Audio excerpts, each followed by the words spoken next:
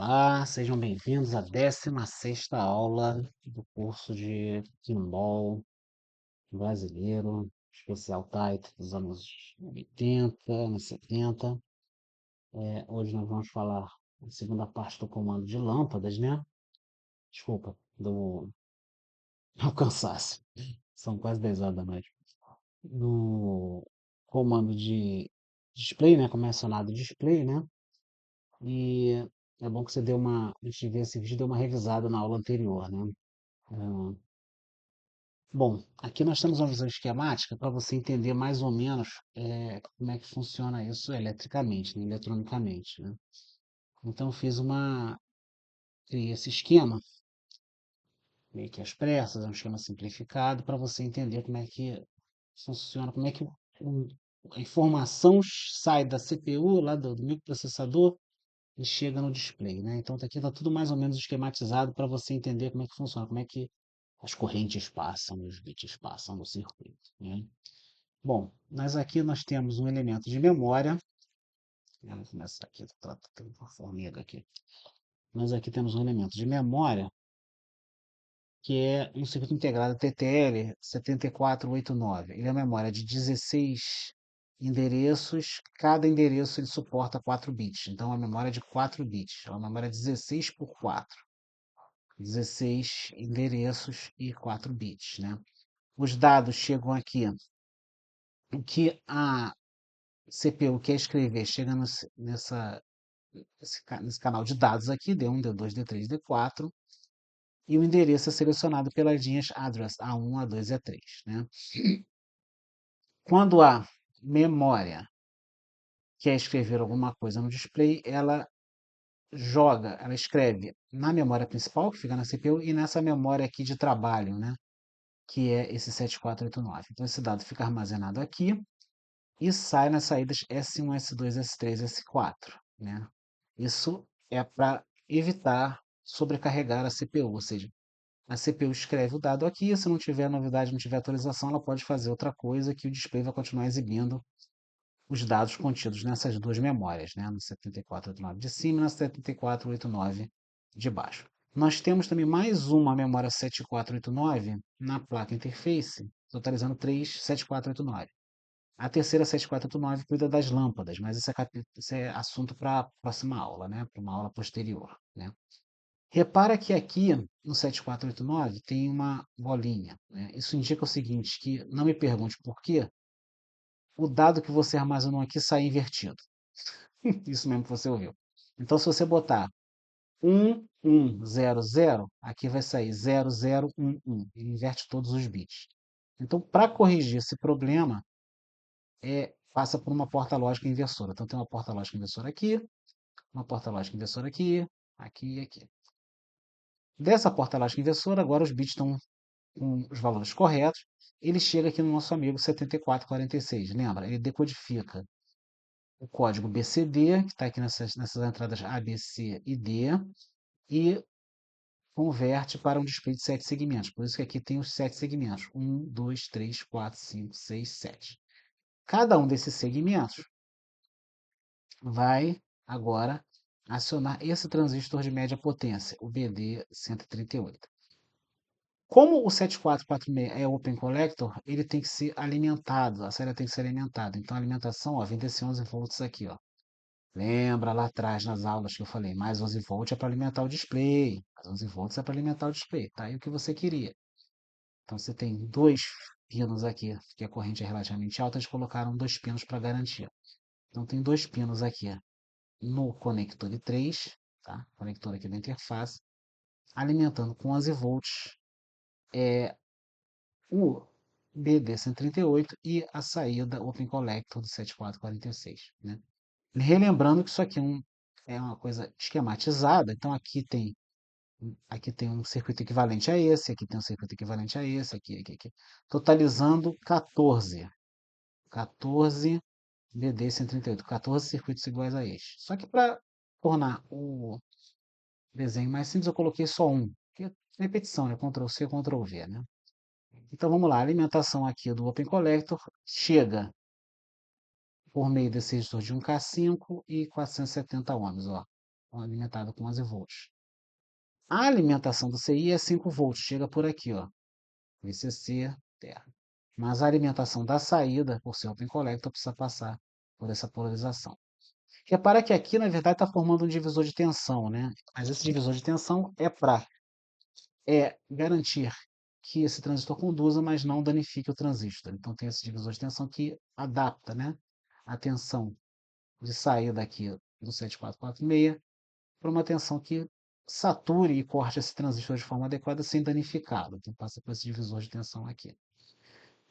O sinal vai sair pelo conector I3, no coletor aqui do BD108, que é um transistor PNP. Ele vai sair, ó, e aqui, ó, A1, ou seja, o 1 indica que é o primeiro display, segmento A. Da mesma forma que aqui é o segundo display, segmento A. Repara que o segundo display é alimentado por uma outra 7446, que vai também lá para o display. Então, um display vai ser alimentado por um 7446, o outro display vai ser alimentado por outro vai ser acionado, desculpa, por outro 7446, de forma que são acionados dois displays de cada vez. Então, daqueles 26 displays, os dados são informados de dois em dois, né? Então você precisa de 26 divididos por 2, 13 slots de tempo. Lembra que o display ele não fica constantemente aceso. Ele acende um par de display, depois apaga esse par de display, acende o par de display seguinte, depois apaga o display, acende o par de display seguinte, e assim sucessivamente, né? Bom, saindo daqui do coletor, do BD108, ele passa por um conector, ele vai da placa interface, vai para a placa REC. Por quê? Porque os displays são soldados na placa REC, né? Então ele sai do conector I13, entra no conector P6 e vai para a placa REC. Antes ele passa por um resistor de 33 ohms, então cada um desses segmentos, ó, tem insere um resistor de 33 ohms para limitar a corrente. Então aqui tem um resistor de 33 ohms, aqui 33 ohms, aqui 33 ohms, para alimentar cada um desses segmentos. Lembrando, eu quero acionar o display 1. Então, eu tenho que acionar esse segmento e esse segmento aqui. Eu quero escrever 0. Tenho que acionar todos esses segmentos e não acender esse segmento aqui do meio, que, se não me engano, é o segmento G. Então, você aciona o segmento A, B, C, D, E, F, mas não aciona o segmento G, de forma que forma o número 0. Aqui nós temos o ponto decimal, tem esse terminal do ponto decimal que não é usado. Não tem sentido nas máquinas type, né? Ok? Então, o sinal saiu do BD138, saiu do conector I3, chegou no conector P6, passou por um resistor de 33 ohms e vai para o display MAN8940, né? Aqui, o sinal é alimentado por um conector B3 que vem lá da fonte box, porque esse sinal não é regulado, esses dois sinais não regulados. Então, lá da fonte box, você tem um conector de terra, um conector de 11 volts que vai alimentar o display e um conector de 24 volts que vai alimentar o quê? Isso aí, as lâmpadas comandadas. As lâmpadas decorativas recebem 6 volts AC. Bom, aqui nós já alimentamos os segmentos. Agora nós temos que fazer aquele processo de comutação, né? Primeiro aciona o primeiro par, depois aciona o segundo par, depois aciona o terceiro par, e assim sucessivamente. Como é que é feito essa comutação? Pelo catodo. Que esse display aqui é o display catodo comum. Então, todos os LEDzinhos daqui, ó, estão interligados nos seus catodos nesses pontos aqui. O catodo chega aqui, eles são interligados e vai receber o sinal desse chip 141. Mas antes, vamos voltar aqui na placa interface, né? Aqui ó, lá atrás, a gente tem um circuito que fica responsável por essa varredura. A saída do circuito é um 74154. Então ele é bem parecido com aquele outro CI que a gente viu, 74155, né? O 7454 tem 16 saídas. Então ele tem a saída 0, 1, 2, 3, 4, 5, até a saída 15. A primeira saída é a saída 0. Então a última saída não vai ser a saída 16, vai ser a saída 15. Esse circuito integrado ativa uma saída de cada vez. Ele ativa uma saída de cada vez, de forma que só está ativo uma saída em um determinado momento. Então, se a S0 está ativa, por exemplo, todas as demais estão inativas. Se a S11 está ativa, todas as demais estão inativas, né? Para fazer a nossa varredura. Ele passa por um inversor. Então, por quê? Porque ele, ó, a barrinha aqui do S, ó, essa barrinha aqui indica que ele ativa em nível lógico baixo. Então, quando o S0 está ativado, essa saída está em nível lógico baixo e todas as demais saídas estão em nível lógico alto, né? É, quando essas saídas ativam nível lógico baixo, todas elas passam por uma porta inversora, e essa porta inversora transforma ativo em nível lógico alto, ou seja, nível próximo a mais 5 volts. Na verdade, é um pouco menos, acima de 2, até 5 volts, mas acima de 2,8, se não me falha a memória. Mas enfim, nível lógico alto, tensão alta. Ele sai do conector I8, ó, a interface, e chega no conector P12, né, do REC. Então ele sai do conector I8 e chega no conector P12. Chegando lá, esse 7406 também é Open Collector. A diferença do 7404 eles são idênticos, tá? São inversores. Só que o 7404 é saída comum, então não precisa de resistor. O 7406 ele é Open Collector, então ele precisa de resistor. E onde é que está esse resistor? Está no REC, é um resistor de 330 ohms, que está ligado na linha de mais 5. Essa linha aqui, ó, é um conector que vem lá da fonte lógica, tá? É uma linha regulada de mais 5 volts. Ah, quando isso aqui está em nível lógico alto, conduz esse diodo, que vai conduzir esse transistor aqui, que é um Darlington, e esse Darlington vai o quê? Vai aterrar esse sinal aqui, esse sinal de comutação, esse 11º sinal de comutação. Na Taito, esse sinal é chamado de strobe, por isso que está ST11. Então você tem strobe 0, strobe 1, strobe 12, ele é um strobe. Naquele instante, no 11º intervalo de tempo, o strobe vai estar, o strobe 11 vai estar em nível lógico baixo, ou seja, vai estar aproximadamente 0 volts aqui. Ele estando 0 volts aqui, esse diodo conduz e ó, manda 0 volts aqui para os dois catodos. Então, esses dois displays acendem. No momento seguinte, esse aqui é desativado, o chip 141 seguinte é ativado, que seria o ST12, o strobe 12, e vai acionar outros dois pares, ok? É, o sinal de strobe também é usado para acionar as lâmpadas. Ele não é só usado para acionar o display, ele é usado para acionar as lâmpadas. Por isso que tem esse circuito aqui, ó, de mais 24 chegando aqui, acionando o chip, essa configuração aqui de resistor e diodo, porque esse aterramento que é feito aqui, esse terra virtual que é feito aqui, vai ser usado também para acionar as lâmpadas, que vai ser visto em aulas posteriores, tá? E, ó, por isso que aqui está escrito aqui, ó, ST11 sai do REC, aí isso aqui vai para onde? Vai para o conector D12, que vai lá para o Playfield, são as lâmpadas acionadas. Ok? Ah, vamos agora avançar um pouquinho na aula. Agora a gente vai ver uma máquina antiga.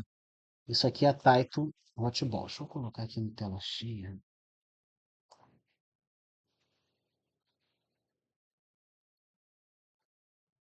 Bom, isso aqui é a tela cheia. Aqui nós já vimos, né? Nós já entendemos. Esse aqui é um desenho chamado. Oh, peraí. Esse aqui é um desenho chamado matriz de contato. Matriz do jogo aqui, ó. Matriz do jogo Hotball. Um jogo bem antigo, né? Nós já vimos essa tabela aqui, que é a varredura dos contatos, né? Que são é, 8 varreduras, né? De V0 até V7. E quando você retorna com a informação, você tem os 8 dados, de D0 até D7. Cada varredura coleta 8 estados de chaves. Lembra disso? Nós já vimos essa parte aqui. Nós também já vimos essa parte aqui, que é o comando de solenoide. Essa máquina é tão antiga que não tem o relé vira, tá? Ela só tem o relé play, né? Mas aqui você tem cada um dos endereços, cada um dos solenoides que são acionados, estão nessa tabela aqui, nós também já vimos. Repara que essa máquina é antiga, essa hotball é bem antiga, então ela só tem 6 linhas de som, ó, que são as saídas de som. As máquinas posteriores passaram a ter 8 linhas de som. Eles pegaram essas duas linhas aqui do comando de solenoide e os comandos de som e usaram no solenoide.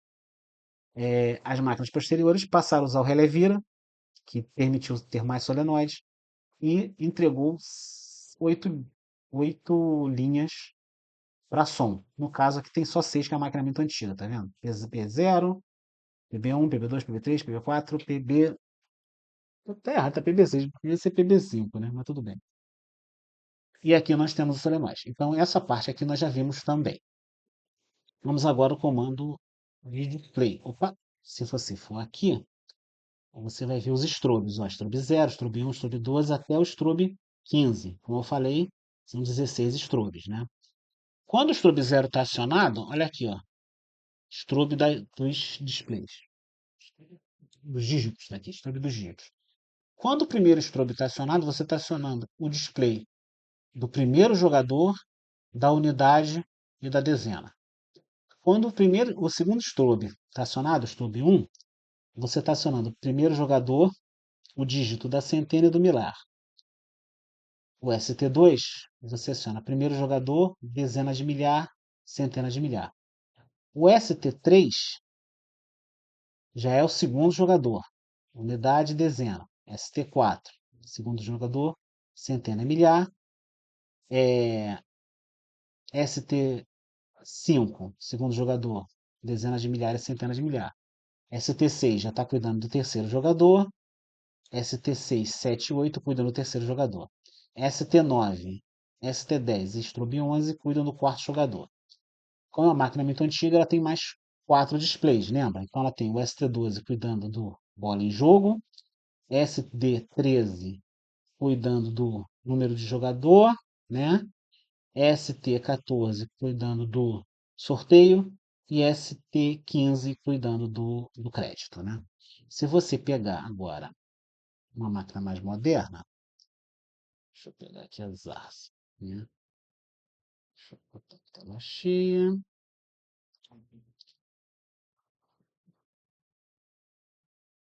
As Zarza já não aparece mais essa questão do jogador. Não aparece aqui a máquina aqui, eu teria que pegar um outro. Mas saiba que na Zarza só vai até aquelas dois displays não são usados, né? E se você reparar nas Zarza, voltando aqui no assunto, o som, o comando de som volta a ter passa a ter 8 linhas, uma, duas, três, quatro, cinco, seis, sete, oito, e o solenoide também, uma, duas, três, quatro, cinco, seis, sete, oito, só que como tem um relé vira, você consegue acionar mais de 8 solenoides, né? Então, eu acho que por hoje é só, já mandamos muita informação. Até a próxima aula. Obrigado por assistir até o final.